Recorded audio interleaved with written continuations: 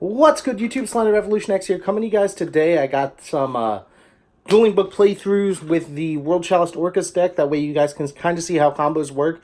The first two, I think, were pretty rough hands. But this is, this way you kind of get to see. I know there's one video where it's full ORCUST and full World CHALICE combo. And what I didn't want to go keep showing you guys just lists and lists and lists of that, because like I said, the deck is multiple routes to get the same destination. You're trying to get to that same point at every game. So what I did was I threw two in there where it was kind of wonky hands, and you kind of worked your way out of it. They weren't against the best decks, I'm not going to lie, but it'll give you guys some, idea of how the deck can be played. So we'll start with this first one. I'm trying to think which one. Yeah, let's go with this one. Boom. So we're going to fast forward through here just so you guys can see.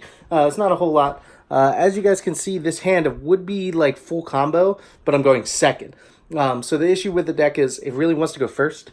And it's pretty cool that they have the Dragon Maids on here. So as we slow down here, we went through the World CHALICE combo, the Imduk, let us get that extra normal summon.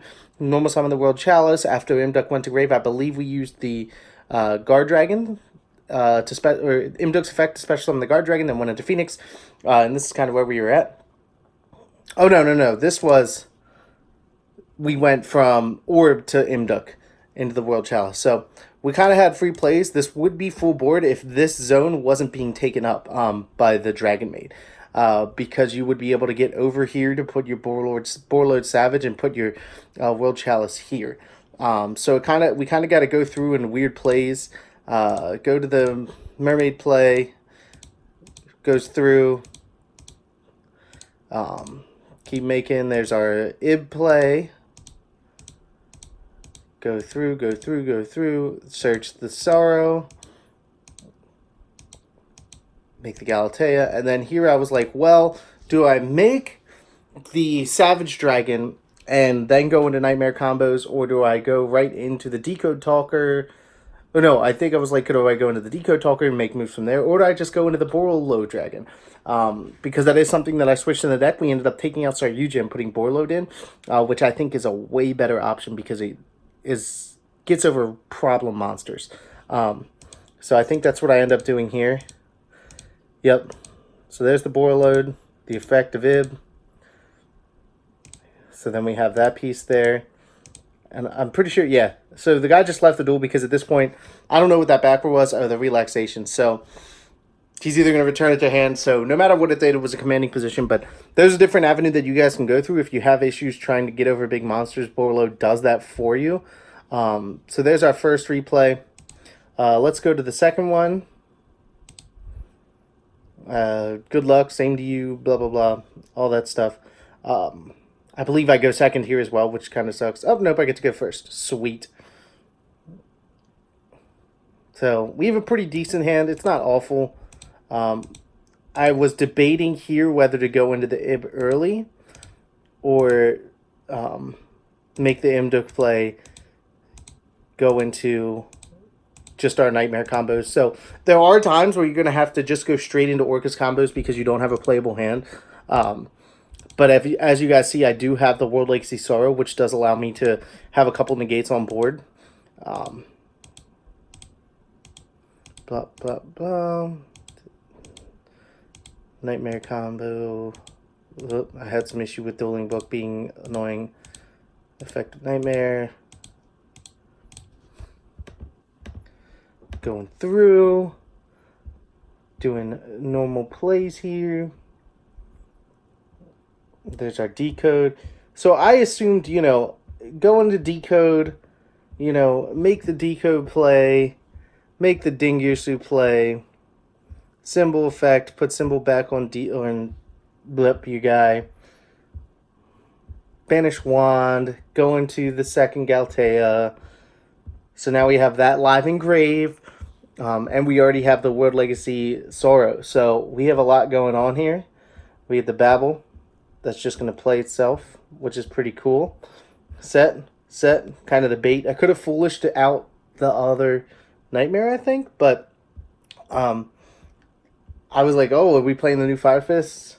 No, just kidding. He's playing Bujins. So at this point, I know all I need to do is deal with the Yamato. I really like Bujins, but that's kind of the issue that they run into. I saw him pick up the There Can Be Only One, and I was like, sweet. So if he lasts this turn, I'm going to have to go into Floodgates. I was not excited about that. But he sets to, I think, yeah, sets to, demises. I've stopped that demise right in its tracks. I'm not dealing with that. And then I believe when he goes to end phase, or no, when enters in battle phase, I'm not letting the Galtea die. There's no reason for me to let the Galtea die and lose that. So at the end of the main phase, I say, hey, open game state, let's bring the Dingirsu back to send to grave. And I'm pretty sure he might just leave after this. Because I get to set the counter trap, so, yep. So if he were to set that There Can Be Only One, I still had an out to it. And even in that case, I could still keep the Galtea and the Decode Talker. So I still had really good advantage there. I was pretty happy with the way it played that time.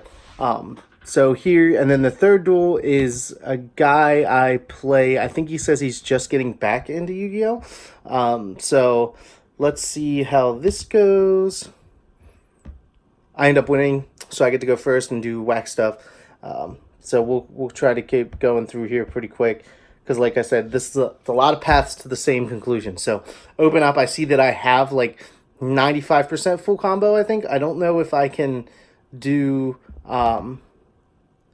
No, I definitely have full combo because the unexpected dies there. And I was letting him... I just did it, and then he ashes it after the fact, but got that called by the grave for the ash. So that's why I think like Called by the Grave is just completely necessary in these decks. Like you need to be able to resolve your opening place because you need to get 2 monsters on the board. It might not seem like a lot, but that unexpected die makes your plays go through. So we go into the Imduk. The Imduk goes into gets the extra normal. I get to use the World Chalice and then Imduk and Grave. So a special summon the Guard Dragon. So I haven't used my normal summon yet, which is key because, like I said, in a couple instances, you sometimes need to be able to have that additional normal summon or your original normal summon to be able to go into play the full combo board. So, you know, full combo, he says, go ahead. I start going into pretty serious plays here. We got our search off of the Lee. Just to have that extra monster in hand. That's not really super relevant right here. But discard to get Nightmare, and then go into the Ib. The Ib's going to search me the counter trap. He was reading everything, so then we're going to go into our Orcust on the other side of the board, so we can use the Guard Dragon and Grave to be able to go into the Savage Dragon. So that's where you're going to see us go from here. Savage Dragon, Chain Link 1, because Savage Dragon's in effect, you are able to use him to chain block the Ib and Grave.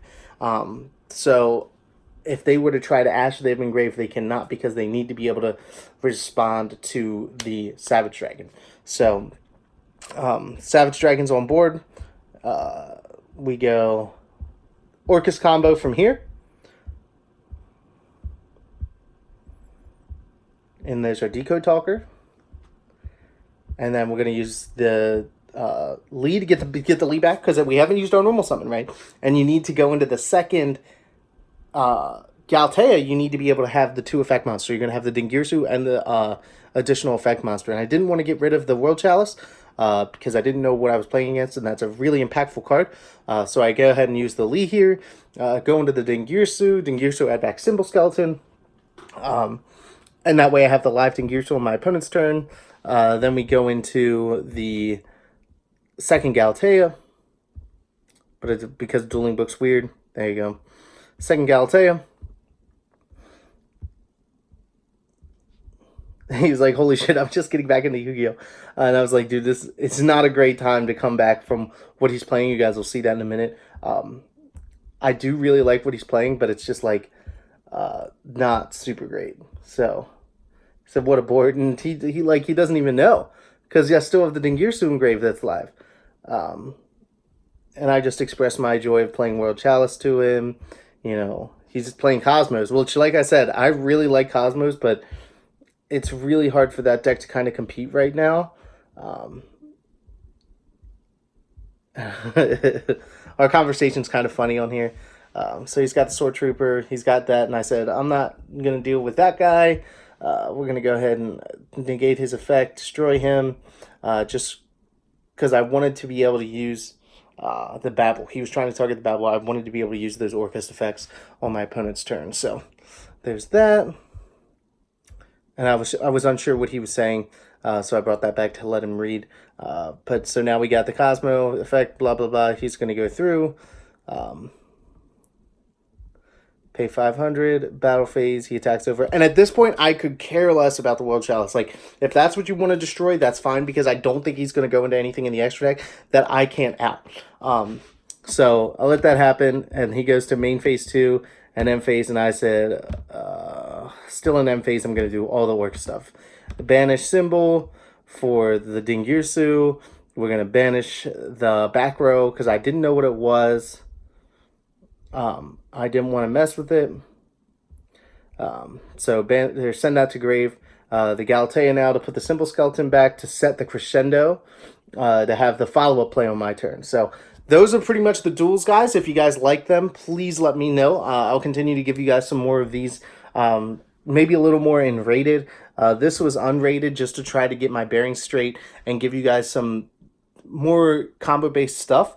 Like I said, it's not against a ton of competitive stuff here. The Dragon Maids were pretty competitive, but I played them a couple times.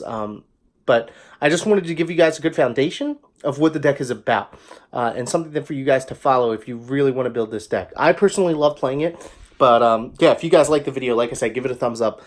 It's my feedback from you guys that I'm doing something right. If you have any comments or questions, or if I did anything illegal, please let me know in the comment section below. And as always, guys, remember to subscribe to join the revolution today. This is SlenderRevolutionX signing out, and I'll see you guys next time. Thanks for watching.